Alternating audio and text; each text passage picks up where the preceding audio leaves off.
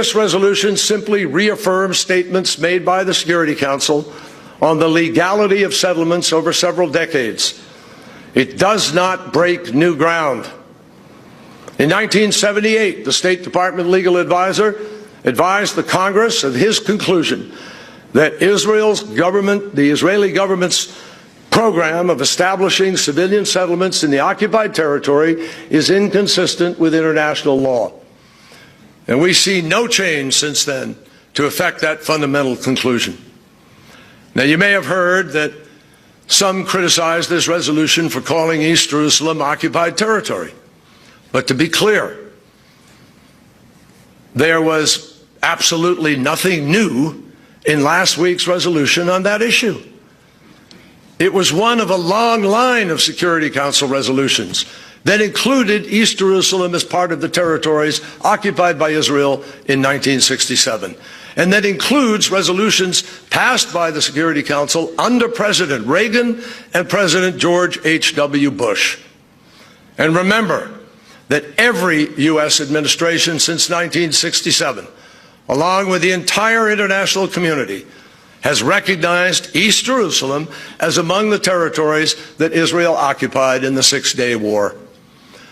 Now, I want to stress this point. We fully respect Israel's profound historic and religious ties to the city and to its holy sites. We've never questioned that. This resolution in no manner prejudges the outcome of permanent status negotiations on East Jerusalem, which must, of course, reflect those historic ties and the realities on the ground. That's our position. We still support it. We also strongly reject the notion that somehow the United States was the driving force behind this resolution. The Egyptians and Palestinians had long made clear to all of us, to all of the international community, their intention to bring a resolution to a vote before the end of the year. And we communicated that to the Israelis, and they knew it anyway. The United States did not draft or originate this resolution, nor did we put it forward. It was drafted by Egypt. It was drafted and, I think, introduced by Egypt, which is one of Israel's closest friends in the region, in coordination with the Palestinians and others. And during the time of the process, as it went out, we made clear to others, including those on the Security Council, that it was possible that if the resolution were to be balanced and it were to include references to incitement and to terrorism, that it was possible the United States would then not block it, that if it was balanced and fair. That's a standard practice with resolutions at the Security Council. The Egyptians and the Palestinians and many others understood that if the text were more balanced, it was possible we wouldn't block it. But we also made crystal clear that the President of the United States would not make a final decision about our own position until we saw the final text. In the end, we did not agree with every word in this resolution. There are important issues that are not sufficiently addressed or even addressed at all.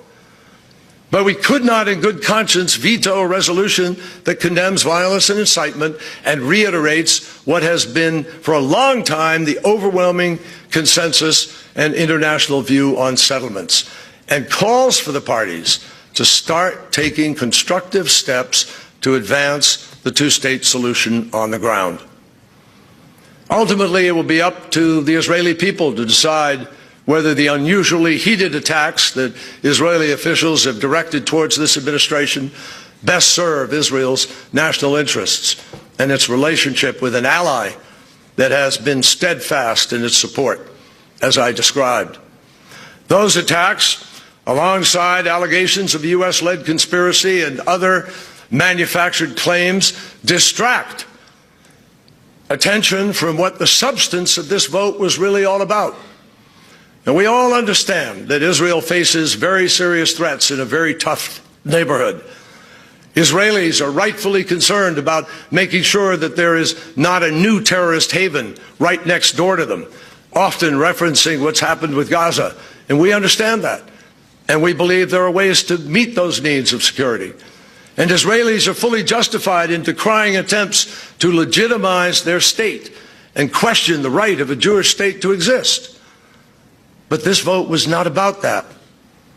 It was about actions that Israelis and Palestinians are taking that are increasingly rendering a two-state solution impossible. It was not about making peace with the Palestinians now. It was about making sure that peace with the Palestinians will be possible in the future. Now, we all understand that Israel faces extraordinarily serious threats in a very tough neighborhood.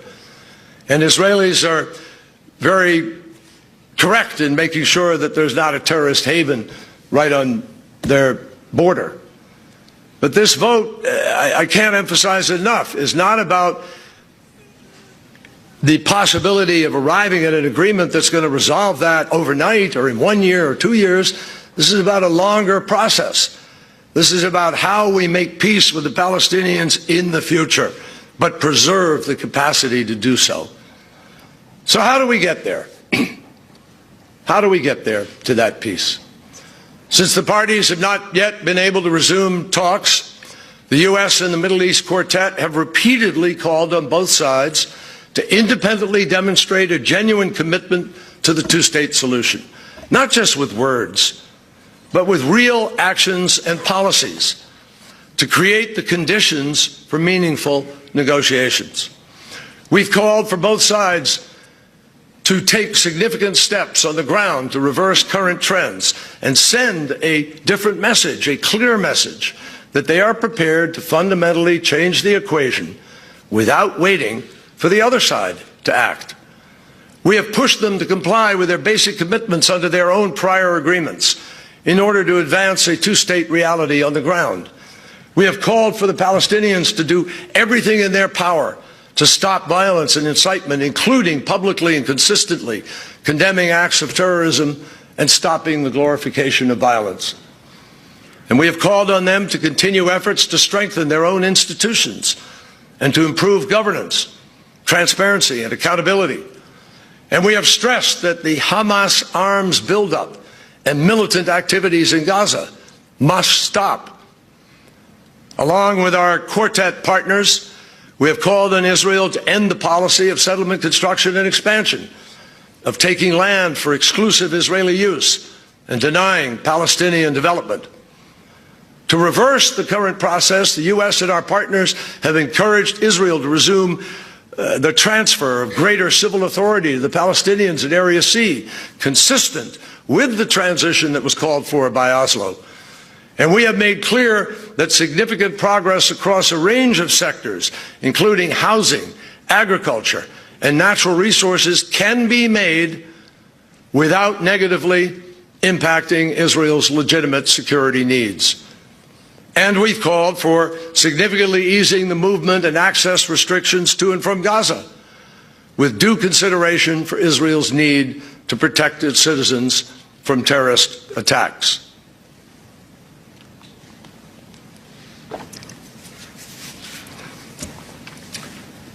So let me stress here again, none of the steps that I just talked about would negatively impact Israel's security. Let me also emphasize, this is not about offering limited economic measures that perpetuate the status quo. We're talking about significant steps that would signal real progress towards creating two states. That's the bottom line. If we're serious about the two-state solution, it's time to start implementing it now. Advancing the process of separation now in a serious way could make a significant difference in saving the two-state solution and in building confidence in the citizens of both sides that peace is indeed possible. And much progress can be made in advance of negotiations that can lay the foundation for negotiations, as contemplated by the Oslo process. In fact, these steps will help create the conditions for successful talks. Now, in the end, we all understand that a final status agreement can only be achieved through direct negotiations between the parties. We've said that again and again. We cannot impose the peace. There are other countries in the UN who believe it is our job to dictate the terms of a solution in the Security Council. Others want us to simply recognize a Palestinian state, absent an agreement. But I want to make clear today, these are not the choices that we will make. We choose instead to draw on the experiences of the last 8 years, to provide a way forward when the parties are ready for serious negotiations, in a place where the narratives from the past powerfully inform and mold the present. It's important to understand the history.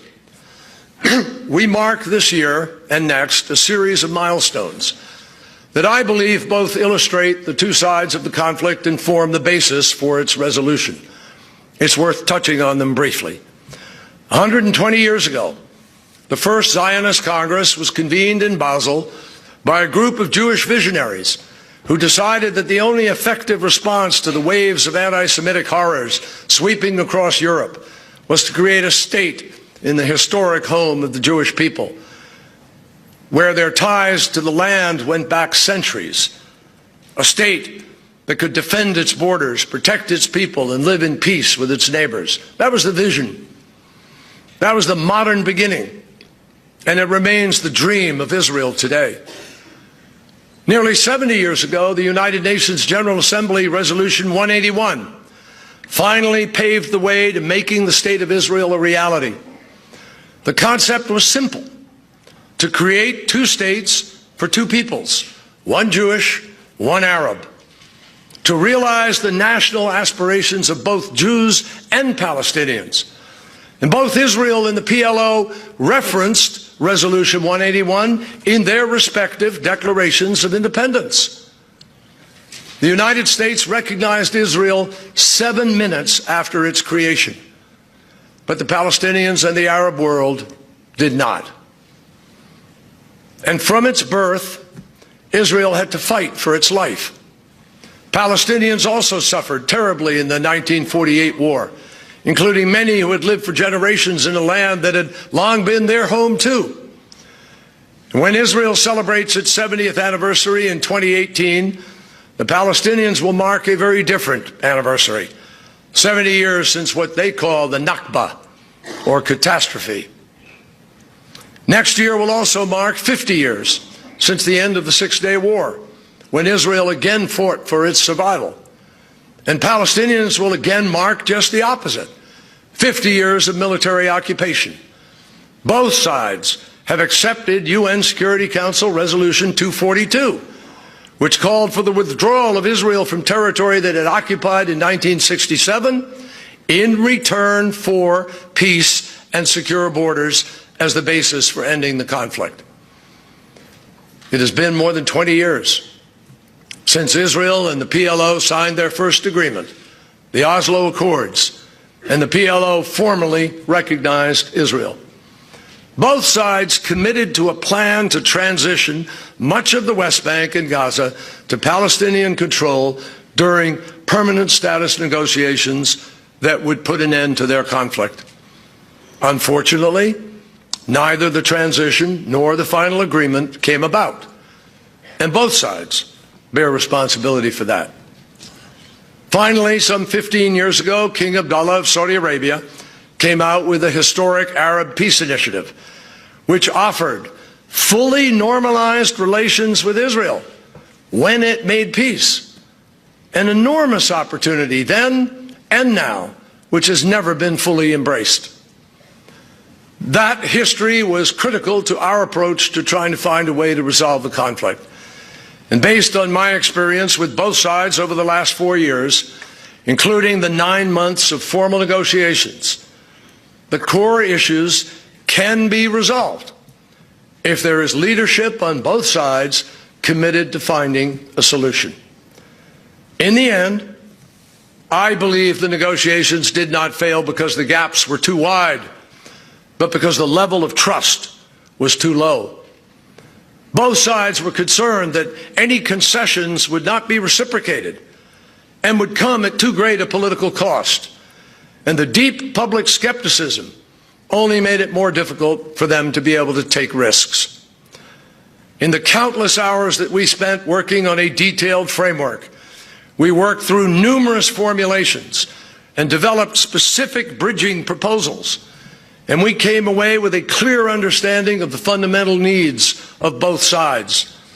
In the past 2.5 years, I have tested ideas with regional and international stakeholders, including our quartet partners. And I believe what has emerged from all of that is a broad consensus on balanced principles that would satisfy the core needs of both sides.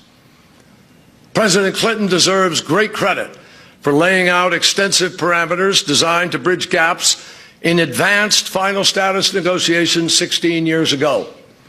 Today, with mistrust too high to even start talks, we're at the opposite end of the spectrum. Neither side is willing to even risk acknowledging the other's bottom line.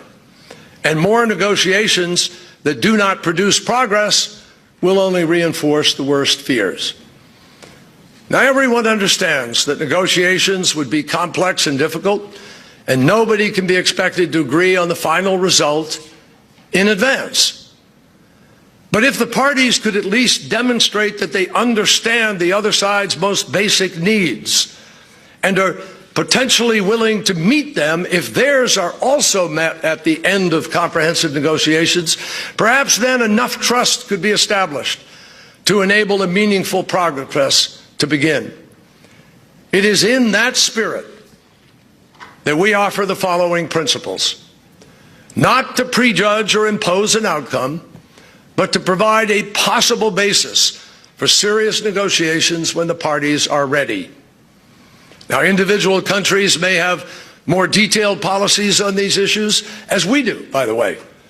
But I believe there is a broad consensus that a final status agreement that could meet the needs of both sides would do the following. Principle number one: provide for secure and recognized international borders between Israel and a viable and contiguous Palestine, negotiated based on the 1967 lines with mutually agreed equivalent swaps. Resolution 242, which has been enshrined in international law for 50 years, provides for the withdrawal of Israel from territory it occupied in 1967 in return for peace with its neighbors and secure and recognized borders. It has long been accepted by both sides, and it remains the basis for an agreement today.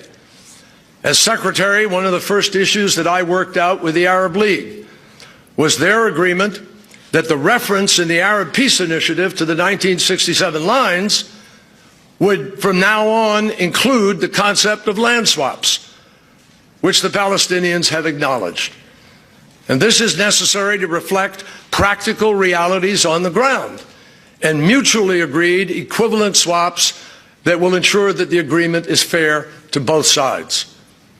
There is also broad recognition of Israel's need to ensure that the borders are secure and defensible, and that the territory of Palestine is viable and contiguous. Virtually everyone that I have spoken to has been clear on this principle as well. No changes by Israel to the 1967 lines will be recognized by the international community unless agreed to by both sides. Principle two: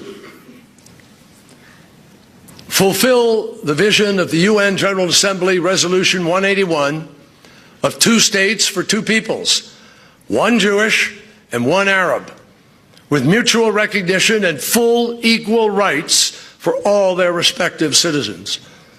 This has been the fundamental, foundational principle of the 2-state solution from the beginning. Creating a state for the Jewish people and a state for the Palestinian people where each can achieve their national aspirations.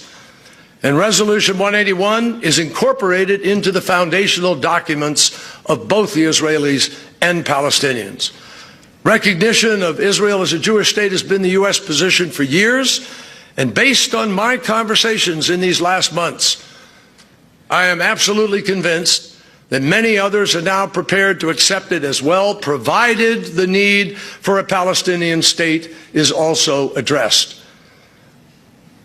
We also know that there are some 1.7 million Arab citizens who call Israel their home and must now and always be able to live as equal citizens, which makes this a difficult issue for Palestinians and others in the Arab world. That's why it is so important that in recognizing each other's homeland, Israel for the Jewish people and Palestine for the Palestinian people, both sides reaffirm their commitment to upholding full equal rights for all of their respective citizens. Principle number 3, provide for a just, agreed, fair, and realistic solution to the Palestinian refugee issue, with international assistance that includes compensation, options and assistance in finding permanent homes, acknowledgement of suffering, and other measures necessary for a comprehensive resolution consistent with 2 states for 2 peoples. The plight of many Palestinian refugees is heartbreaking, and all agree that their needs have to be addressed. As part of a comprehensive resolution, they must be provided with compensation, their suffering must be acknowledged, and there will be a need to have options and assistance in finding permanent homes. The international community can provide significant support and assistance. I know we are prepared to do that, including in raising money to help ensure the compensation and other needs of the refugees are met. And many have expressed a willingness to contribute to that effort, particularly if it brings peace.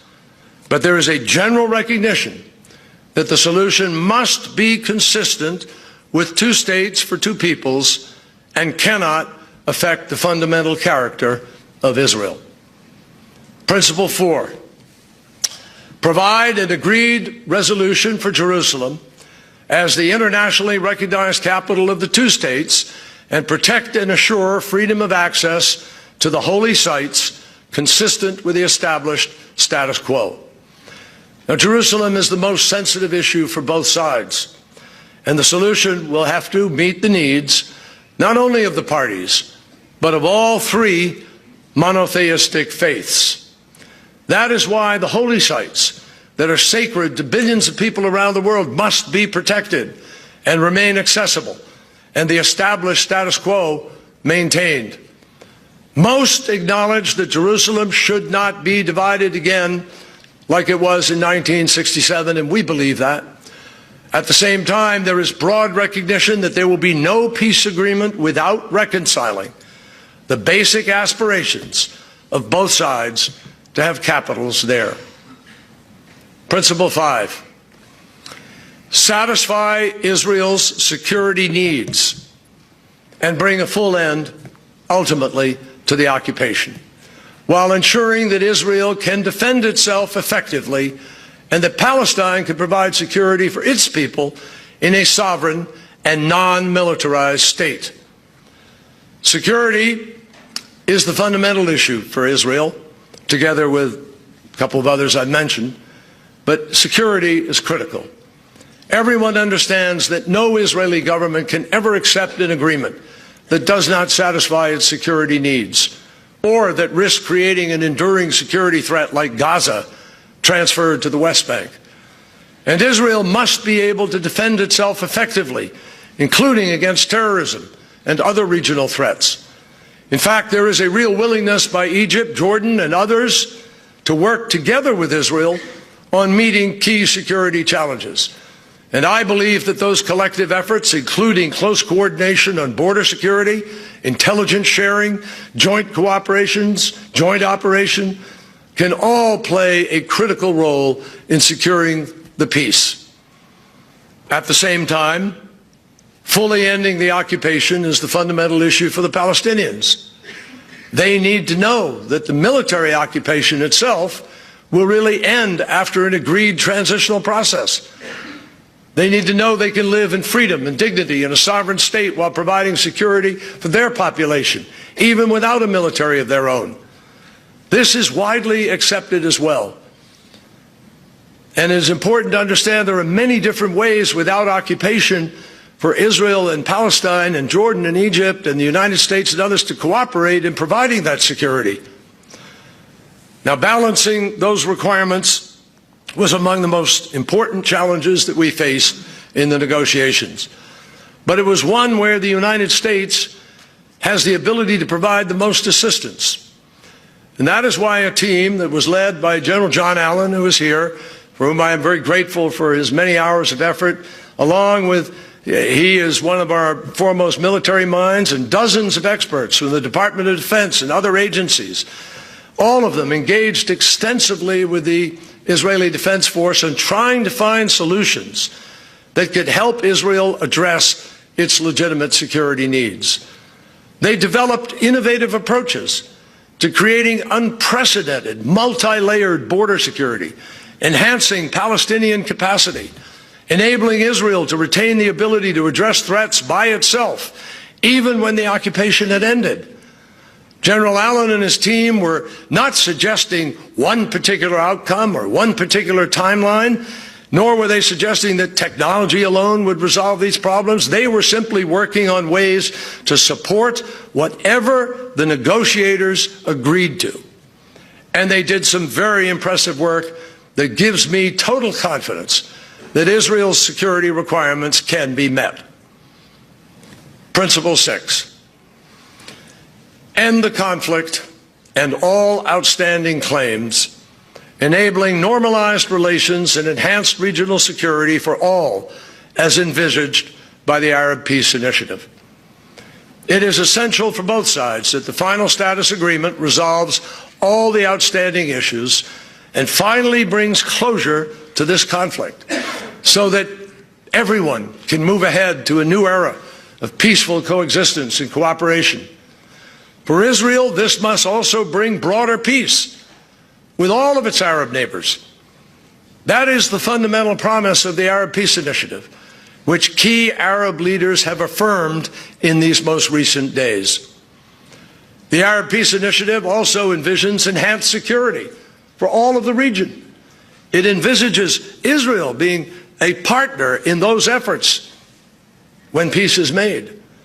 This is the area where Israel and the Arab world are looking at perhaps the greatest moment of potential transformation in the Middle East since Israel's creation in 1948. The Arab world faces its own set of security challenges. With Israeli-Palestinian peace, Israel, the United States, Jordan, Egypt, together with the GCC countries, would be ready and willing to define a new security partnership for the region that would be absolutely groundbreaking. So, ladies and gentlemen, that's why it is vital that we all work to keep open the possibility of peace, that we not lose hope in the two-state solution, no matter how difficult it may seem, because there really is no viable alternative. Now, we all know that a speech alone won't produce peace. But based on over 30 years of experience and the lessons from the past 4 years, I have suggested, I believe, and President Obama has signed on to and believes in, a path that the parties could take. Realistic steps on the ground now, consistent with the parties' own prior commitments, that will begin the process of separating into two states, a political horizon to work towards, to create the conditions for a successful final status talk, and a basis for negotiations that the parties could accept to demonstrate that they are serious about making peace. We can only encourage them to take this path. We cannot walk down it for them. But if they take these steps, peace would bring extraordinary benefits in enhancing the security and the stability and the prosperity of Israelis, Palestinians, all of the nations of the region. The Palestinian economy has amazing potential in the context of independence, with major private sector investment possibilities and a talented, hungry, eager to work young workforce. Israel's economy could enjoy unprecedented growth as it becomes a regional economic powerhouse, taking advantage of the unparalleled culture of innovation and trading opportunities with new Arab partners. Meanwhile, security challenges could be addressed by an entirely new security arrangement in which Israel cooperates openly with key Arab states. That is the future that everybody should be working for. President Obama and I know that the incoming administration has signaled that they may take a different path, and even suggested breaking from the long-standing U.S. policies on settlements, Jerusalem, and the possibility of a two-state solution. That is for them to decide. That's how we work. But we cannot, in good conscience, do nothing and say nothing when we see the hope of peace slipping away. This is a time to stand up for what is right. We have long known what two states living side by side in peace and security looks like. We should not be afraid to say so. Now, I really began to reflect on what we have learned and the way ahead when I recently joined President Obama in Jerusalem for the state funeral for Shimon Peres. Shimon was one of the founding fathers of Israel who became one of the world's great elder statesmen, a beautiful man. I was proud to call him my friend, and I know that President Obama was as well. And I remember the first time that I saw Shimon in person, standing on the White House lawn for the signing of the historic Oslo Accords. And I thought about the last time at an intimate, one-on-one Shabbat dinner, just a few months before he died, when we toasted together to the future of Israel and to the peace that he still so passionately believed in for his people. He summed it up simply and eloquently as only Shimon could. Quote, "The original mandate gave the Palestinians 48%. Now it's down to 22%. I think 78% is enough for us." As we laid Shimon to rest that day, many of us couldn't help but wonder if peace between Israelis and Palestinians might also be buried along with one of its most eloquent champions. We cannot let that happen. There is simply too much at stake for future generations of Israelis and Palestinians to give in to pessimism, especially when peace is in fact still possible. We must not lose hope in the possibility of peace. We must not give in to those who say what is now must always be, that there is no chance for a better future. It is up to Israelis and Palestinians to make the difficult choices for peace, but we can all help. And for the sake of future generations of Israelis and Palestinians, for all the people of the region, for the United States, for all those around the world who have prayed for and worked for peace for generations, let's hope that we are all prepared, and particularly Israelis and Palestinians, to make those choices now. Thank you very much. There you go. That's Secretary of State John Kerry just wrapping up a very long speech at the State Department, laying out this administration's vision for Middle East peace. He said time and time again that a two-state solution is the only path to peace, and he defended the United States' failure to veto the UN resolution last week condemning Jewish settlements in what some call the occupied territories. That failure ratcheting up tension between the U.S. and Israel as President Obama has just about 3 weeks left in his term. Here's Secretary Kerry just moments ago. The two-state solution is the only way to achieve a just and lasting peace between Israelis and Palestinians. It is the only way to ensure Israel's future as a Jewish and democratic state, living in peace and security with its neighbors.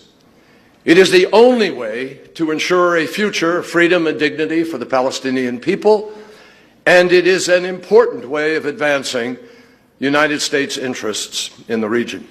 Also, Secretary Kerry defending America's abstention at the UN last week, calling it a defense of American values. Listen. Friends need to tell each other the hard truths, and friendships require mutual respect.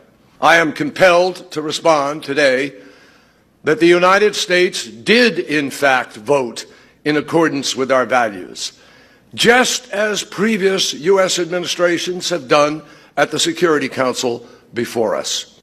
All right, let's bring it out to the couch. Herman Cain, you had a lot to say during the speech. Yes. A lot to say because it was a very long speech. Yes. He obviously had two objectives here. Make the case to the American people and the world for the two-state solution in Israel, and also defend the U.S. in that abstention vote. Did he succeed on either front? No. There's an old saying.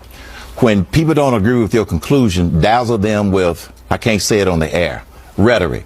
That's what this was. The only thing worse than a 1 hour plus speech by John Kerry is a 1 hour speech by President Obama. This is pure rhetoric to try to cover up for the flawed assumptions. Number one, the two-state solution. That is a flawed assumption. Why? Because when they had an agreement between the Palestinians and the Israelis decades ago, the Palestinians were the first one to break that agreement that he talked about. Yeah. Secondly, security is the most important thing. If you demand that the occupied area be given to the Palestinians, Israel becomes a sitting duck. This is why Benjamin Netanyahu and the Israelis are simply not going to go along with that approach. All right, so Dagan, let me ask you, I mean, obviously this is the white whale. This is the magnum opus. This is the gold medal for any president, is lasting peace in the Middle East. So is the president in his final weeks trying to actually craft some sort of peace there, or is this just some sort of needling against Israel for the bad relationship they've had over the two terms? If the Obama administration wanted peace and wanted to protect Israel, they wouldn't have brokered that Iran deal and handed $1.7 billion in a cash ransom payment to the #1 state sponsor of terrorism, funding terrorists in Yemen, funding Hezbollah, and firing missiles, by the way, earlier this year that carried the Hebrew message, Israel must be wiped out. Let's not forget that. Why is this happening now? Why didn't it happen before now? Because of the politics. Because if Democrats had heard this speech and witnessed that abstention last week, they would have been, here's the slogan, according to Eli Lake, that you would have seen, can't stop genocide in Syria, and we make Jewish homes in Jerusalem illegal. 500,000 Syrians were killed, and that's what we get, the message to Israel. This is appalling what has happened. All right, it is. It certainly seems to have flamed the tensions just as we are coming off a presidential election in this country. And look at this. President-elect Donald Trump has tweeted. And you can see this tweet right here. In response before Kerry's speech, he wrote, "We cannot continue to let Israel be treated with such total disdain and disrespect. They used to have a great friend in the U.S., but not anymore. The beginning of the end was the horrible Iran deal," as Dagan alluded to. "And now this UN Stay Strong Israel January 20th is fast approaching." All right, so Lisa Booth, what can Israel expect from a changing of the guard in the White House, from a new administration that has grown to be very pro-Israel over the last few months? I think an administration that supports our friends and not our enemies, which is not what we've seen under President Obama. And I think he's really going to go out a coward. He's going to go out a coward on the world stage, and as ambassador, and a coward that has made the world less safe, ultimately. And as Ambassador John Bolton wrote in the Wall Street Journal, this isn't stabbing Israel in the back, it's stabbing Israel in the front. And Secretary John Kerry said today that there has been no administration that has been a better friend to Israel, but that flies in the face of common sense, as Herman and Dagan have pointed out in this earlier segment. And that's also why I think you see Benjamin Netanyahu, Prime Minister Benjamin Netanyahu, who said that this resolution is a declaration of war. Yeah. He said it's a shameful ambush by the President of the United States, and I absolutely agree with him. All right, well, let's take a look at the at Benjamin Netanyahu's tweet, because he also had something to say. President-elect Trump, thank you for your warm friendship and clear-cut support for Israel. That's obviously a jab at the sitting president, who has not demonstrated clear-cut support for Israel. No, and I'll tell you this. I don't think there's anything clear-cut about any of these things we're talking about. I just got back from Israel from 2 weeks ago, and I was there for a week, and I saw much in my time there. And I'll tell you this. What are they saying about our election? Well, look, I think they're optimistic, like many people are. President-elect Trump has been very consistent, I think, in his support of Israel, and I think that's a good thing. They're optimistic about that. But I want to talk about the two-state solution, because I think in theory, and we heard, John Kerry talk for over an hour about these, 6-point prongs. It's all great talk. It is rhetoric. Here's the problem. Yeah. In order for a real negotiation to take place, at least one common thing must be understood from day one, and that is a recognition of Israel's right to exist. And until that is, acknowledged, really in Arabic, by the Palestinian people, we can't move forward with this, right? Because that's the thing. I actually sat down with Erekat, who is the chief negotiator from the Palestinian Authority, and he said a lot of good things that sound really good, but they are tying their hands. They are saying one thing out of their mouth. They're saying another thing to their actual people. And this is why we see the settlements. Now, I understand why the U.S. took the position. I do. But I am not mad at Israel for continuing with the settlements because of what you said, Herman. You said that they have to protect, their space and their right to exist. And we saw what happened with the Gaza Strip. They gave it up, and we saw what's happening there, Hamas and all.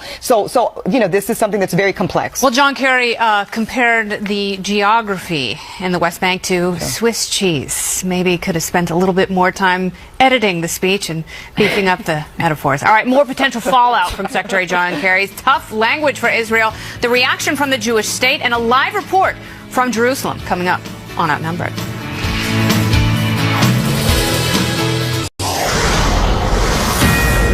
This is a Fox News alert. Secretary of State John Kerry defending the U.S. refusal to block a UN resolution that called Israeli settlements a violation of international law. In a very long speech to the State Department, wrapping up a short while ago, Secretary Kerry said the UN vote was, quote, in accordance with American values, and that a two-state solution is the only way to achieve a secure Israel. We cannot properly defend and protect Israel if we allow a viable two-state solution to be destroyed before our own eyes. And that's the bottom line. The vote in the United Nations was about preserving the two-state solution. That's what we were standing up for. Israel's future as a Jewish and democratic state, living side by side in peace and security with its neighbors. That's what we are trying to preserve for our sake and for theirs. The lady doth protest too much, methinks. John Huddy, live in Jerusalem with more. John? Yeah, well, Kennedy, Secretary Kerry also said that President Obama has been Israel's greatest friend and supporter. Now, so far, we haven't heard any reaction from Israeli officials, in particular Israeli Prime Minister Benjamin Netanyahu. That will likely change, and hopefully we'll get something sooner rather than later. If we do, certainly I'll report it to you. But I think the takeaway, one of the important takeaways on this are the principles that Secretary Kerry outlined, he says, as possible parameters that can help bring peace and a two-state solution. Real quickly, I'll go through a couple. He mentioned Resolution 242, the UN resolution that provides for secure borders between Israel and Palestine based on the 1967 lines. This was something that was also in the UN resolution voted on Friday. He talked about a solution to the Palestinian refugee crisis, Jerusalem being the capital of both a Palestinian state and an Israeli state. That was an important point, and also satisfying Israel's security needs and ending the conflict and outstanding claims that will ultimately enable the peace talks, a peace process, and two-state solution. He said, Kennedy, that the two-state solution is in serious jeopardy because of the seemingly endless occupation and settlement expansion into East Jerusalem and the West Bank. That was really the focus of the bulk of his speech. And he defended the vote Friday, saying it was about preserving a two-state solution and that it was drafted by Egypt, and that while the U.S. said that it wouldn't block it if it was a balanced resolution, he rejected the claims that the U.S. was behind it. And that's what Israeli officials continue to maintain, that the U.S. basically orchestrated and drafted this. And a senior Israeli official told me Friday that the resolution is, quote, just the tip of the iceberg as far as U.S.-Palestinian collusion. Whether they stick to that hardline approach and stance, we'll see. We're awaiting reaction. Kennedy. All right, very good, John. Thanks so much, and we look forward to further updates from you. Herman Cain, I will go to you first because this is what we keep hearing, the two-state solution, the two-state solution. So important, so repetitive from Secretary Kerry and this administration. What does the UN vote do for Israel's desire for a two-state? Nothing. And that's one of the big fallacies here. Assuming the legitimacy of the UN resolution. If you look at the last 8 years, the United Nations has passed 20 resolutions against Israel and 4 against the rest of the world. Secondly, the problem with the two-state solution from the Palestinian standpoint is that they want it only if you ignore the 1967 lines. That is a non-starter for Israel, and I think that they ought to stay in that spot. Ambassador John Bolton wrote an editorial in the Wall Street Journal recently, and he pointed out, because you would not get this from the John Kerry speech, that the two-state solution has been on, it's essentially a dead end. It's been on life support for a number of years. He said, far better to say a three-state solution. Return Gaza to Egypt and give those parts of the West Bank that Israel is prepared to cede to Jordan. And you attach Palestinian lands to real economies, not a make-believe one, and that will benefit all. All right, so you obviously have a president with no political experience, which arguably could be his greatest strength. And he's going to have unorthodox approaches to all sorts of ways that he governs and a number of crises. And, you know, Dagan brings up Ambassador Bolton's point about a three-state solution. What do you see President-elect Trump doing with Israel as an ally? What out-of-the-box solution do you see them coming up with? You know, I'm not quite sure, but I think we've already seen from President-elect Trump that his viewpoint on foreign policy and the measures that he will take throughout his administration are going to be drastically different than President Obama's. And we saw that even with him taking the phone call from the president of Taiwan, right? So he's already signaled a drastic change in the way that we engage with the world. And as we saw even just with the UN resolution just now with President-elect Trump saying to Benjamin Netanyahu, look, we have Israel's back. Like, I would not do this. And also forcing Egypt to stand down as well. But, you know, this is just another example of the dysfunctional and dangerous policies of President Obama when it comes to foreign policy. Those policies, as Dagan pointed out earlier, of helping a country like Iran, who wants to bring death and destruction to Israel, who says that there will be no Israel in the next 25 years. I want to bring Ebony in quickly. Yet we embolden them. We're running out of time.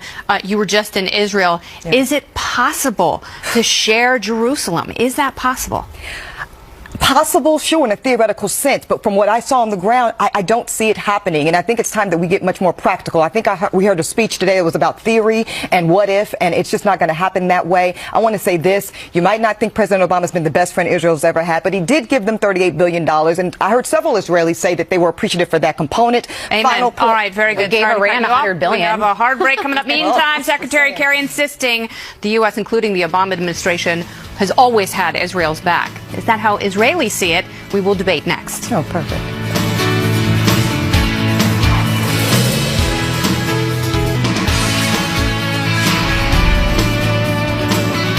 Time and again, we have demonstrated that we have Israel's back.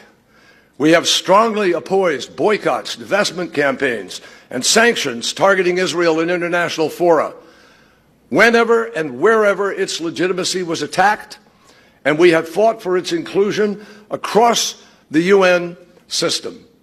Such a fighter. John Kerry, it feels like the speech is still going on, Herman Cain. Well, what was your big takeaway from it? From the speech? Other than indigestion, what did you get from the speech? Indigestion, number one, and number two, they're trying to cover up a bad decision with a lot of rhetoric. Some of the facts may be correct, but them trying to explain it away is simply preposterous, as Dagan says. To quote Rick Grinnell, the former spokesman at the UN, U.S. spokesman, he was on Twitter saying, it's been decades of U.S. policy to push the parties to negotiate directly.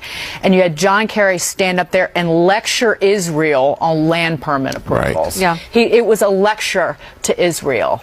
And it highlighted how this administration, also the outgoing one, has turned its back on our ally. Well, absolutely. Can we just talk about, too, how the UN's priorities and the administration's priorities are an absolute joke? You have half a million people getting slaughtered in Syria, and this is the focus to tip the scales in favor of the Palestinians and their harm-only democratic ally in the Middle East. I mean, I think this is the very reason why President-elect Trump has been so critical of the UN as well. And I think he, coming in to his presidency after January 20th, is going to take a hard look at the UN and her role in the UN as well. If they cared about Israel and cared about our safety, they wouldn't have shipped those pallets of cash to Iran behind the backs of the American or people. helping rebuild their economy That as was well by not a lifting ransom sanctions. payment, though. Remember. Thank you. The Iran deal was absolutely a disaster, and I've said that many times. I want to say this about the settlements. John Kerry, really said it, but he needed to say it much more plainly. Peace is not about these settlements. This whole thing, this is about good faith and operating in goodwill.